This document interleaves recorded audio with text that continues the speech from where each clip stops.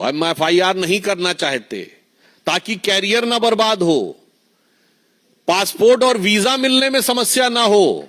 मुझे लगता है कि देश की प्रबुद्ध जनता और पश्चिम बंगाल, जहां की प्रबुद्धता कई शताब्दियों से बहुत प्रसिद्ध है, वो इसका अर्थ, भाव और अभिव्यक्ति न समझ पा रहे हो, ऐसा संभव नहीं है।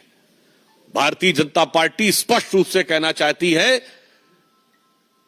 कि शब्दों के हेरफेर के साथ ममता बनर्जी जी ने सीधे डॉक्टरों को धमकाने का काम किया है और एक प्रकार से उनके कैरियर के ऊपर प्रश्न चिन्ह लगाने का काम शब्दों के मायाजाल के अंदर किया है, ताकि प्रत्यक्ष में जो दिख रहा है ठीक वैसे ही जैसे सरकार का मुखौटा कुछ और दिख रहा है पश्चिम बंगाल में और मुख कुछ और दिख रहा है, उसी प्रकार से इस प्रेस कॉन्फ्रेंस में शब्द कुछ है और भाव क्या है ये सबको समझ में आ रहा है।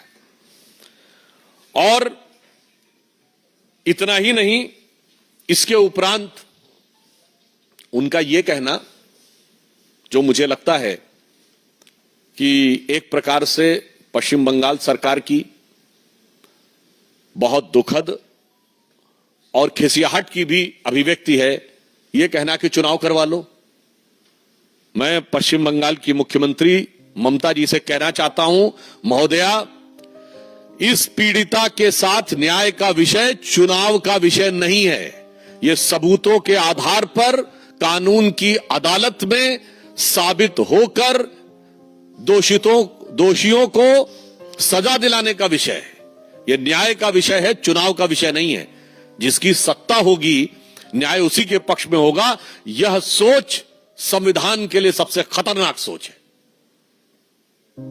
और मैं कहना चाहता हूं, संविधान खतरे में कैसे हो सकता है, इसकी आपको वानगी देखनी है तो पश्चिम बंगाल में देख लीजिए, जहां का मंत्री कहता है कि जो उंगली उठेगी मुख्यमंत्री जी के खिलाफ वो तोड़ दी जाएगी, मिस्टर गुहा। जहां का सांसद कहता है कि ये लोग जो भी कार्य कर रहे हैं इनको अंजाम भुगतना पड़ेगा, अरूप चक्रवर्ती। और जहां की मुख्यमंत्री कहती हैं कि मैं नहीं चाहती कि एफआईआर हो, मैं नहीं चाहती कि कैरियर खराब हो। और आप कल्पना करिए, यदि ख्वाबों ख्यालों में इनकी केंद्र में सत्ता होती तो उंगली तोड़ दी गई होती, अंजाम भुगतवा दिया गया होता और कैरियर बर्बाद कर दिया गया होता। इसमें किसी प्रकार का कोई संशय नहीं है। यह कृत्य बहुत साफ दिख रहा है और कांग्रेस के ही नेता अधीर रंजन चौधरी जी तक बोल चुके हैं कि there is no democracy in Bengal. मैं उस समय वो नेता प्रतिपक्ष थे तो मैं कह सकता हूं कि कांग्रेस के तत्कालीन नेता प्रतिपक्ष ने जब यह शब्द प्रयोग किया था, there is no democracy in Bengal, आज वह बिल्कुल शब्दशः चरितार्थ होता दिख रहा है। और इसके उपरांत मैं दुख के साथ कहना चाहता हूं, ममता जी, आप वही ममता जी हैं जिन्होंने रेप के विरुद्ध इतना बड़ा आंदोलन और संघर्ष किया था।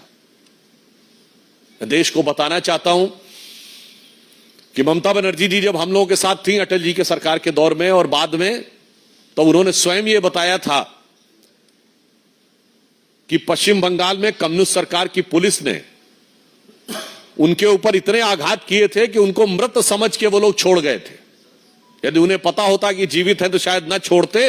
मैं पूछना चाहता हूं ममता जी, आज आपकी संवेदना इतनी मृत हो गई कि बजाय आप दोषियों को सजा दिलाने के, आप वही ममता जी हैं।